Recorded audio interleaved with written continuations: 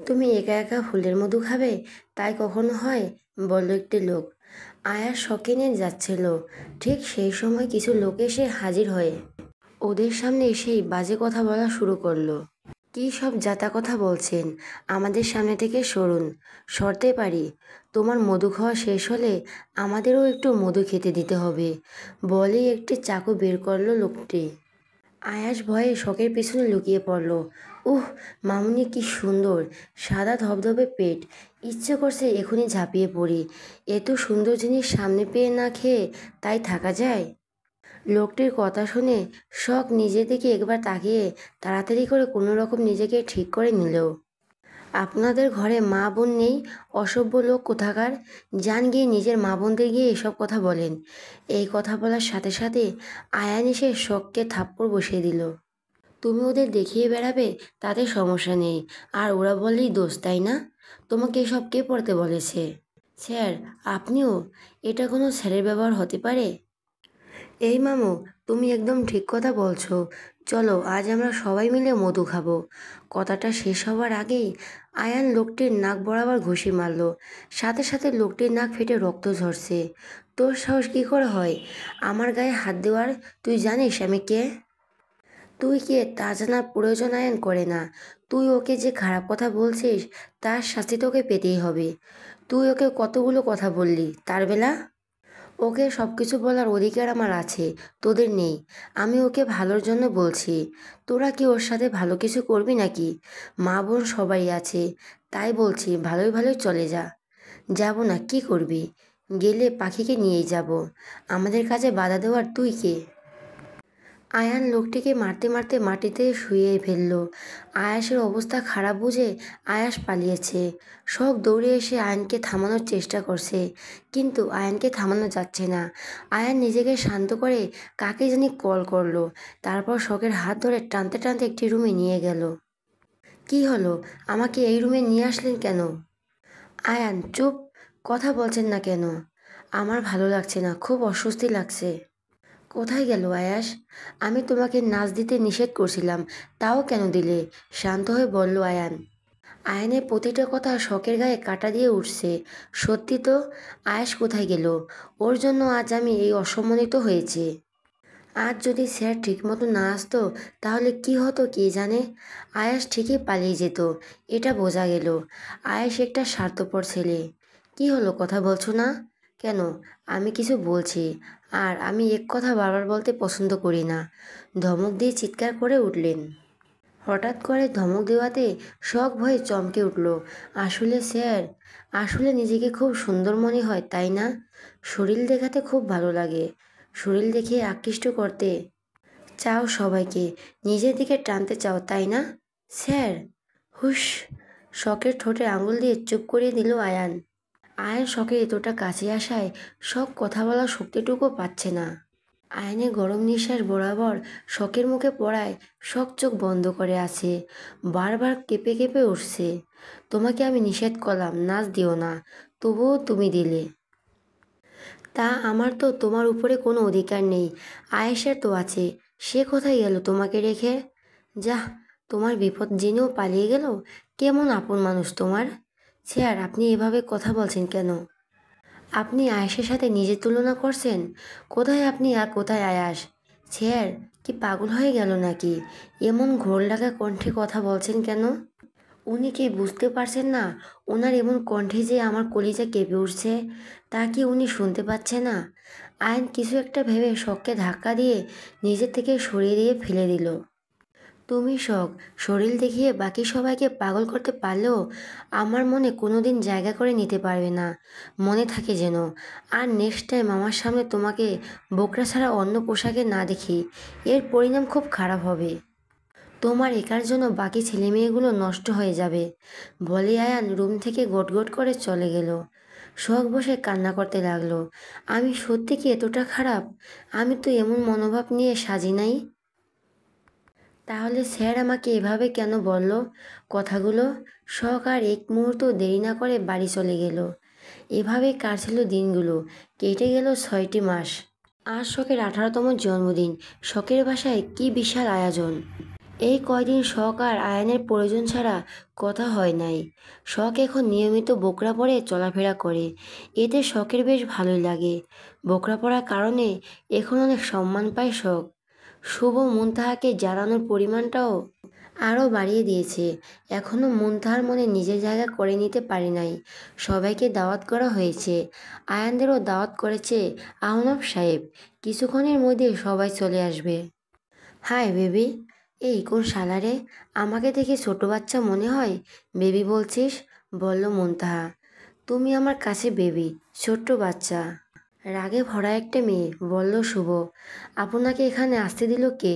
লজ্জা করে না? বিনা দাওয়াতে খেতে আসছেন? বউয়ের বাসায় খেতে আসবো, আবার দাওয়াত লাগে নাকি? ওই বেটা, কে বউ, কিসের বউ? থাপ্পড় খেতে না চাইলে সরেন। চলে যাচ্ছি, কিন্তু মনে রাখবে ভুলেও যেন কোনো ছেলের সাথে কথা বলবে না। আমি জানতে পারলে তুমি শেষ। আমি 1 মাসের জন্য বাইরে যাচ্ছি, ভালোভাবে লক্ষ্মী মেয়ের মতো থাকবে। আমি এসে কোনো ভুল যেন না পাই। আসি বলে শুভ চলে গেল। মুনতাহা যেন হাঁপ ছেড়ে বাঁচল। আপদটা বিদায় হয়েছে, বেঁচে গেছি। আজ তো শখের 18 বছর পূর্ণ হলো। আর অপেক্ষা কিসের, মেরে দেওয়া যাক। এই বাচ্চা মেয়েকে মেরে আমাদের কী লাভ হবে বলো তো? আমাদের কোনো লাভই হবে না। আমরা ওনাকে ভালোভাবে বলে বুঝিয়ে বলতে পারি। উনি কথা শোনার মানুষই না।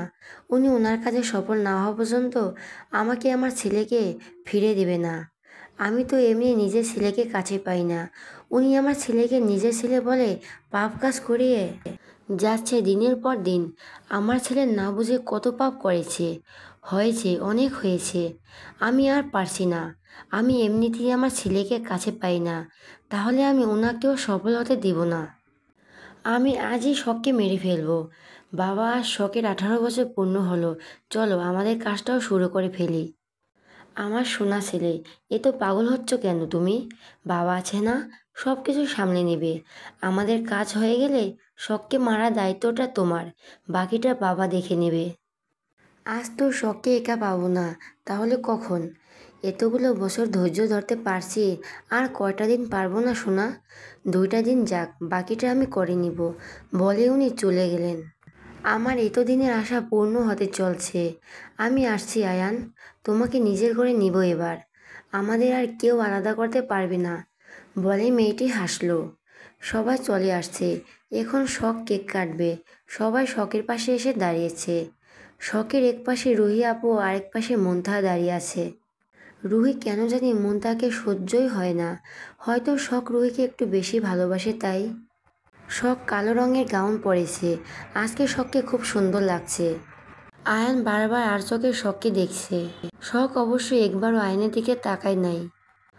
হয়তো অভিমান এখনো জমে আছে মনের এক কোণে। অভিমান জিনিসটা বড্ড খারাপ। শখ একে একে সবাইকে কেক খাইয়ে দিচ্ছে। খাওয়া দাওয়া শেষ হলে সবাই যে যার মতো বাসায় চলে গেল। থেকে গেল শুধু আয়নের পরিবার। ড্রয়িং রুমে বসে আছে আহনাফ সাহেব ও মিসেস রাহেলা বেগম, সাথে আয়নের পরিবার। নীরবতা কাটিয়ে রুহি বলল, স্যার, যদি কিছু না মনে করেন তাহলে আপনাকে একটা কথা বলতে চাই। জি মা, অবশ্যই বলতে পারো, এ তো মনে করার কি আছে। আসলে স্যার, আজ তো শখের 18 বছর পূর্ণ হলো। আমরা সেই 2 বছর ধরে অপেক্ষা করছি, বলল রুহি। আয়ন রাগী চোখ দিয়ে রুহির দিকে তাকালো। মানে, তুমি কি বলতে চাইছো মা? পরিষ্কার করে বলো সব কিছু। রুহি আয়নের রাগের মানে বুঝতে পেরে বলল, না মানে আসলে আপনার মেয়ের শখকে আমাদের খুব পছন্দ। ওকে আমরা আমাদের বাড়ির বউ করতে চাই। আপনি যদি রাজি থাকেন তাহলে আমরা আয়নের সাথে শখের বিয়ে দিতে চাই। রুহির প্রস্তাবে আহনাফ সাহেব বেশ খুশি হলেন। মনে হয় উনি এমন কিছুরই অপেক্ষায় ছিল। আহনাফ সাহেব কিছু বলতে যাবে, তার আগে আয়নের মা বলল, শখ তো ওনার মেয়ে না, তুই ওনার মেয়ে করছিস কেন? ওনার মেয়ে তো আস্ত একটা বেয়াদব, আস্তে করে বলল। আহ মা, চুপ থাকো না, আমাকে কথা বলতে দাও। দেখো রুহিমা, তুমি সবটা জানো, তোমাকে সেদিন সবটা বলা হয়েছে। তারপরও যদি তোমরা শখকে তোমাদের বাড়ি বউ করতে চাও তাহলে আমাদের কোনো আপত্তি নেই। আয়নের মতো সোনার টুকরো ছেলে কয়টা পাওয়া যায়? এখন চিন্তার বিষয় হচ্ছে শখ রাজি হবে কি না। ও রাজি না হলে আমরা বেশি দূর আগাতেই পারবো না। সবটা নির্ভর করছে শখের উপর। শখকে আমি বুঝিয়ে বলবো, শখ ঠিকই রাজি হবে, কিন্তু বড় মেয়ে রেখে ছোট মেয়ের বিয়ে সমাজ কি চোখে দেখবে, বলল রাহেলা বেগম। তুমি চুপ করো, আমার শখের জন্য যেটা ভালো হবে আমি তাই করব। সমাজ সারা জীবন আমার শখের পাশে থাকবে না, যে আমার সমাজের কথা ভাবতে হবে, বলো আহনাব সাহেব। মা তো ঠিকই বলছে বাবা, পারলে তুমি আপুর সাথে ওনার বিয়ে দিয়ে দাও। আমি মরে যাব, তাও ওনাকে বিয়ে করব না। আমাকে যদি জোরাজুরি করো তাহলে আমি বাসা থেকে চলে যাব, বলে গটগট করে চলে গেল শখ। মেয়েটা কখন যে এসে দাঁড়িয়েছিল কেউ বুঝতেই পারে নাই। আয়ান ফেল ফেল করে শখের যাওয়ার প্রাণে তাকিয়ে আছে। বেশ, আমিও দেখতে চাই তুমি কিভাবে আমাকে অন্য কারো হাতে দেখতে পারো। তোমার কথা মতো আমিও মুনতাকেই বিয়ে করব। ওর সাহস কী করে হয় আমাকে মুখের উপর না করে দেওয়া? স্যার, আপনি চাইলে মুনতার সাথে আমার বিয়েটা দিতে পারেন, আমার কোনো সমস্যা নেই। যদি কিছু মনে না করেন, আমি শখের সাথে কিছু কথা বলতে চাই। আয়নের কথায় রুহি বাদে সবাই অবাক হয়ে গেছে। আয়নের কথায়, যে মেয়েটাকে দেখতে পারে না তাকে বিয়ে করে সারা জীবন কী করে সংসার করবে? আয়নের মা রেগে আয়নকে বলল, তুমি কি পাগল হয়ে গেছো আয়ান? না মা, পাগল হই নাই, তোমাদের সম্মানের কথা চিন্তা করছি। সবাইকে আমার বিয়ের কথা বলে আসছো, ভুলে গেছো? আয়নের কথায় মিসেস নীলিমা চৌধুরী মাথা নিচু করে ফেলল। আচ্ছা, মুনতাহা কি রাজি হবে? ও যে রাগী, বলল আহনাব সাহেব। ওকে রাজি করানোর দায়িত্ব আমার, বলল রাহেলা বেগম। তাহলে কি বিয়েটা মুনতাহার সাথে হবে ফাইনাল? হ্যাঁ, মুনতাহার সাথেই হবে। আয়ান অনুমতি পেয়ে শখের কাছে গেল। মুনতাহাকে নিয়ে কথা হচ্ছিল, তখনই মুনতাহা যাচ্ছিল। তোর বিয়ে, তুই আমার সাথে এদিকে আয়, বলে রাহেলা বেগম মুনতাহাকে নিজের রুমে নিয়ে গেল। শোন, ওরা শখকে পছন্দ করেছে আয়নের জন্য, কিন্তু বড় মেয়ে রেখে কি করে ছোট মেয়ের বিয়ে দেওয়া যায়, তাই তোর সাথে বিয়ে ঠিক করা হয়েছে। তুই এই নিয়ে একটা কথা বলবি না, সব কথা দেওয়া হয়ে গেছে। কিন্তু মা, আমাকে না জানিয়ে এত বড় সিদ্ধান্ত তোমরা কি করে নিতে পারো? লাইফটা আমার, তোমাদের না। সংসার সারা জীবন আমি করব, তোমরা না। তাহলে আমাকে না জানিয়ে তোমরা কিভাবে কথা দিতে পারো? আর আয়ান স্যার আমাকে বিয়ে করতে রাজি হলো? হ্যাঁ, আয়ান নিজেই বলেছে তোকে বিয়ে করবে। অবিশ্বাস্য, আমি বিশ্বাসই করি না। আমি এই বিয়ে কিছুতেই করতে পারবো না। মুনতাহার ভেতরটা শেষ হয়ে যাচ্ছে, ভেতরে কার জানি শূন্যতা অনুভব করছে।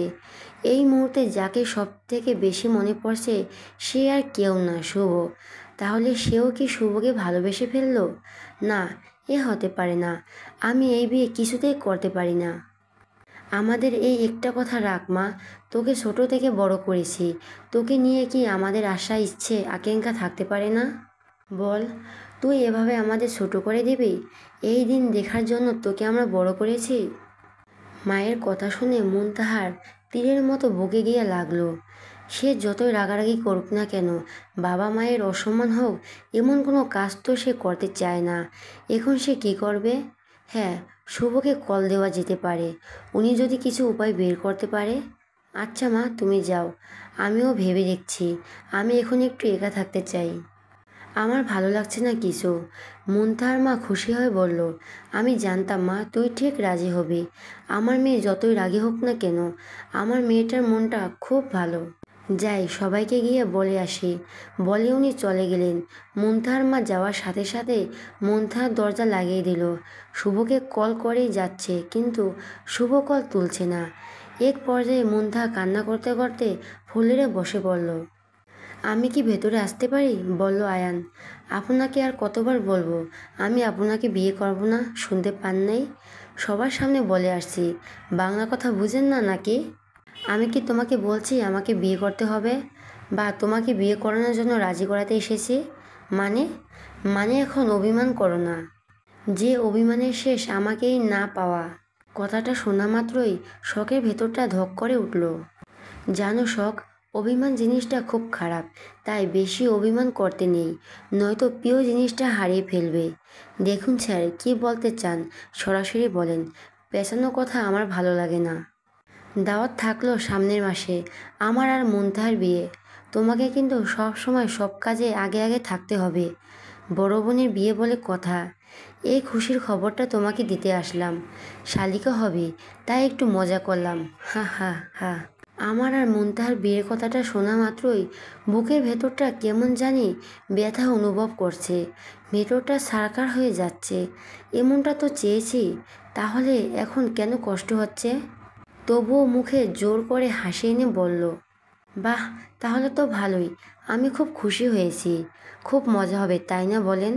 সত্যি তুমি খুব খুশি হয়েছো শখ? হ্যাঁ, হব না? আমার বোনের বিয়ে বলে কথা। একটা কথা বলবো, রাখবে শখ? আইনের এমন করুণভাবে কথা বলাটা শখকে আরও শেষ করে দিচ্ছে। এ তো রাগী মানুষ, এভাবে কথা বলা মানায় না। কথার মধ্যে নেই কোনো রাগ। আচ্ছা, উনি তো শান্ত কেন হয়ে গেছেন? আমার সাথে রাগারাগি করছেন না কেন? বকছেন না কেন? ঝগড়া করছেন না কেন? আচ্ছা, আমি এসব ভাবছি কেন? ওনার তো কোনো অধিকার নেই আমার উপরে। শখের থেকে কোনো উত্তর না পেয়ে আয়ান আবার আস্তে করে বলে উঠল, শখ। আয়নের ডাক শুনে ভাবনার জগৎ থেকে বেরিয়ে আসলো শখ। জি স্যার, বলুন। আমি কি তোমাকে একবার জড়িয়ে ধরতে পারি? শেষবারের মতো প্লিজ একবার। কথা দিচ্ছি, তোমার থেকে যতদূর সম্ভব আমি দূরে থাকার চেষ্টা করব। আর তোমাকে বকাঝকা করব না, রাগ দেখাবো না। তুমি তোমার মতো স্বাধীনভাবে চলাফেরা করবে, প্রমিস। আচ্ছা, উনি এভাবে কথা বলছেন কেন? উনি কি বুঝতে পারছেন না ওনার এই কথাগুলো আমাকে শেষ করে দিচ্ছে? আমি চাইলেও আর নিজেকে ধরে রাখতে পারবো না।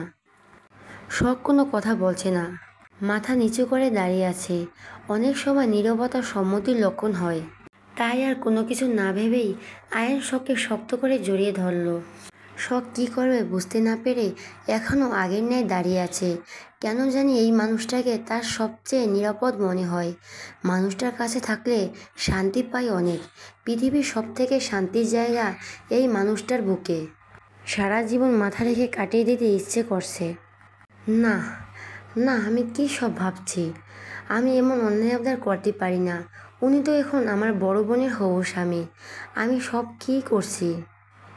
শখ যেই আয়ানকে দূরে সরাতে যাবে, তার আগে আয়ান শখকে ছেড়ে দিয়ে শখের কপালে চুমু খেয়ে শখের দিকে না তাকিয়ে বেরিয়ে আসলো। ড্রয়িং রুমে এসে কোনো কথা না বলে চলে গেল আয়ান।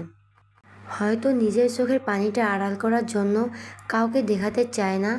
সেদিনের পর থেকে আয়ান আর শখের সাথে প্রয়োজন ছাড়া কথা বলে না, খুব একটা শখের সামনেও যায় না।